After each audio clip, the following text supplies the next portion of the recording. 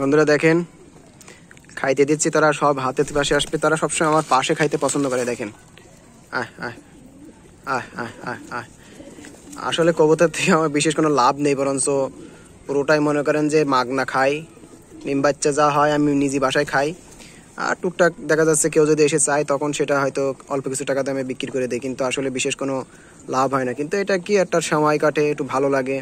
আর কবুতরের পাশে আসলে যেন কেন জানি সব রকম চিন্তা ভাবনা মনের থেকে দূর হয়ে যায়, একটু মানসিক শান্তি পাই আর কি। তো কেউ যদি মনে করেন কবুতর পেলে ইনকাম করবেন, ওটা কিন্তু সম্ভব হবে না।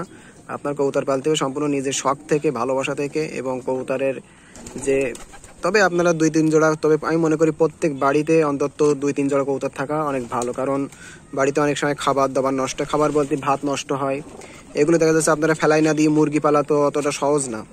তো এক্ষেত্রে 2 জোড়া কবুতর বা 3 জোড়া কবুতর একটা শর্টকাট জায়গা আপনারা পালতে পারেন। এতে কবুতরের যে বাড়িতে অতিরিক্ত ভাত নষ্ট হয়, এগুলো আপনারা ফেলাই না দিয়ে আপনারা কবুতরকে খাওয়াতে পারেন। এতে এতে আপনাদের কবুতরও পারা হলেও ডিম বাচ্চা করবে। এতে কি হবে যে পরিবারের যে আমিষের চাহিদা এবং কবুতরের মাংসের যে আমিষ, এটা আপনাদের পূরণ করতে পারবেন।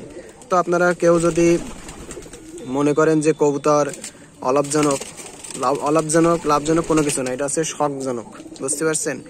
এটা শখের বশে পালতে হয়।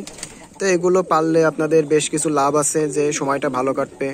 তাছাড়া পরিবারে একটা মাংসের চাহিদা থাকে, সেটা আপনারা কম দামের, বেশি দামের কবুতর পালার দরকার নেই।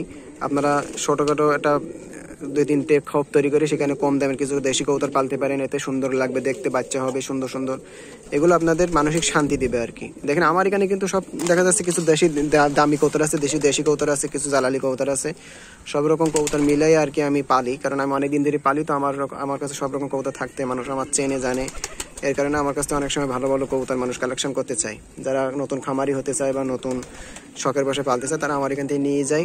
তার আগের থেকে অর্ডার দিলে আমরা আর কি এটা পেলে রাখি। তো বন্ধুরা এ দেখেন, দেখছেন সব যে যার জায়গায় চলে গেছে। দেখেন, এই দেখেন, এই ঘরটা কিন্তু ভেঙে গেছে আর কি, মাঝে একটু ঝড় হয়েছিল যার কারণে ভেঙে গেছে।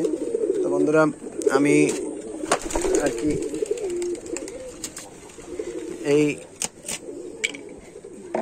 তো বন্ধুরা সবাই ভালো থাকেন, সুস্থ থাকেন।